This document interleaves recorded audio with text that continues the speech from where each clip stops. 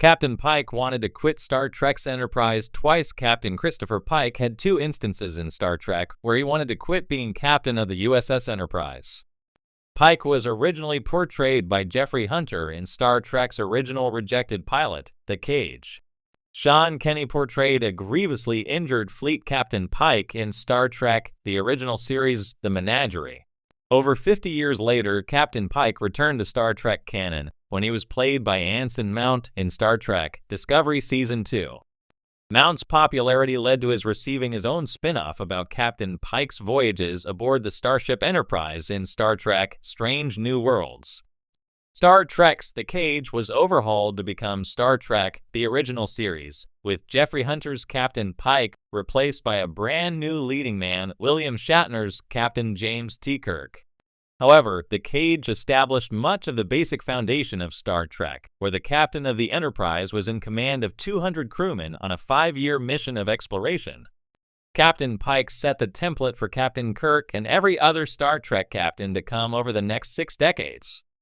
However, Pike is also fascinating because he embodies the toll a life in Starfleet exploring strange new worlds takes on the captain of the Enterprise. Why Pike wanted to quit being captain of the Enterprise twice within minutes of introducing Captain Christopher Pike, Star Trek's The Cage established that Pike is weary and sorrowful. 2 weeks before The Cage, Pike led a fateful landing party mission on Rigel 7 that erupted into violence, with members of the Starship Enterprise crew killed or injured, including Mr. Spock, Leonard Nimoy. In the privacy of his quarters, Pike confessed to Dr. Philip Boyce, John Hoyt, "You bet I'm tired of the responsibilities of being captain and having to decide who lives and who dies."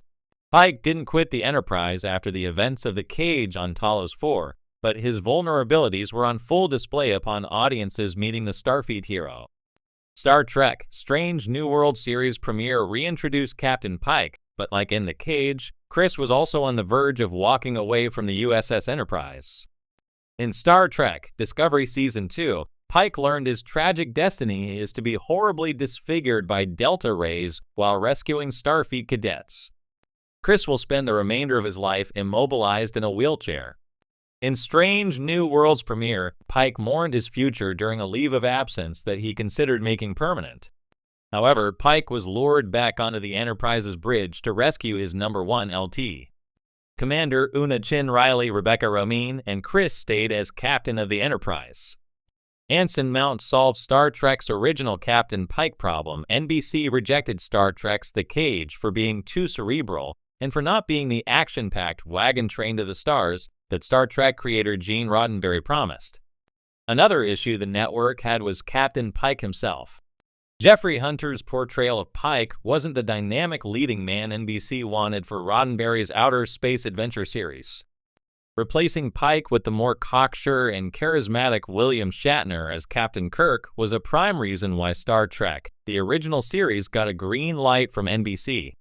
Captain Christopher Pike, a name synonymous with leadership and courage in the Star Trek universe, has always been a figure of great admiration. As the predecessor to Captain James T. Kirk, Pike commanded the USS Enterprise during a pivotal time in the Federation's exploration of the galaxy. But despite his significant role in shaping the legacy of Starfleet, there were moments when Captain Pike seriously considered stepping away from his command and the immense responsibility that came with it. In fact, Pike wanted to quit Starfleet's Enterprise not once, but twice. First moment of doubt. The aftermath of Rigel 7. The first instance where Captain Pike considered abandoning his position occurred after a harrowing mission on Rigel 7. This mission, as portrayed in the original Star Trek pilot episode The Cage, pushed Pike to his mental and emotional limits. On the surface of the planet, a routine mission had turned disastrous, and Pike lost several of his crew members to the violent inhabitants of the world. One of the fallen was his close friend, Lieutenant Jose Tyler. The loss weighed heavily on Pike, exacerbated by feelings of personal failure. As a captain, he believed it was his duty to protect his crew, and the deaths on Rigel 7 left him questioning his own abilities. The burden of command became too much to bear, and he began to wonder if he was cut out for the role. Pike's inner turmoil was exacerbated by a deep sense of guilt. In the cage, viewers witness him confiding in Dr. Boyce, the ship's chief medical officer, about his desire to leave Starfleet. In a somber conversation over a drink, Pike admits that he's tired of the weight of responsibility, tired of losing people under his command, and tired of making life and death decisions. He longs for a simpler life, perhaps even one outside of Starfleet altogether. Pike wonders if it's time to settle down, raise horses, and live a peaceful life far from the dangers of deep space. This first moment of doubt is significant because it highlights the toll that leadership can take on even the most steadfast of individuals. Pike's desire to quit is not born out of cowardice, but out of a deep sense of empathy and responsibility.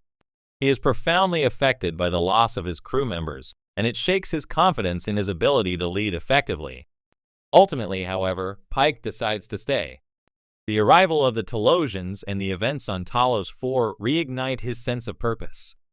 The encounter challenges him to confront his fears and uncertainties, and in the end, he reaffirms his commitment to Starfleet and the mission of exploration. Second crisis of confidence. Foreseeing his fate, the second time Captain Pike wanted to quit the Enterprise came later in his life, but it was no less impactful. In the series Star Trek Discovery, Pike experiences a vision of his future one that shows him suffering a devastating accident that leaves him severely disfigured and disabled. This glimpse of his tragic fate occurs when Pike comes into contact with a time crystal on the Klingon planet of Boreth, an artifact that shows him a vision of himself in a wheelchair, unable to speak or move, following exposure to delta radiation. The vision shakes Pike to his core. Unlike his earlier doubts, which stemmed from grief and the weight of command, this moment is driven by sheer terror at the prospect of his future. He knows now that his fate is sealed, that no matter what he does, he will one day suffer this catastrophic injury. Pike's immediate reaction is one of deep reluctance. He considers quitting again, knowing the life that awaits him. The weight of foreknowledge becomes a heavy burden. How does one continue to lead when they know that a personal tragedy is inevitable? Wouldn't it be easier to step aside now to spare himself and his crew from witnessing his downfall? But Pike's true heroism emerges in this moment. He ultimately chooses to accept his fate. In one of the most profound scenes in Star Trek Discovery, Pike reaches out and willingly touches the time crystal, solidifying his decision to embrace his future, no matter how grim it may be. This act of acceptance is not only a testament to his courage, but also to his understanding of duty. Pike recognizes that his role as captain is not about personal comfort or avoiding hardship. It's about ensuring that the mission continues, that exploration endures, and that the Federation's values are upheld. By choosing to stay, even knowing his tragic fate, Pike cements his legacy as one of Starfleet's most honorable and selfless captains. His decision to remain in command, despite the knowledge of his eventual accident, speaks to the depth of his character and the strength of his resolve. Conclusion: a captain's burden. Captain Pike's desire to quit the Enterprise on two separate occasions reflects the very human side of leadership. Command is not an easy path, and even the best captains face moments of doubt and fear.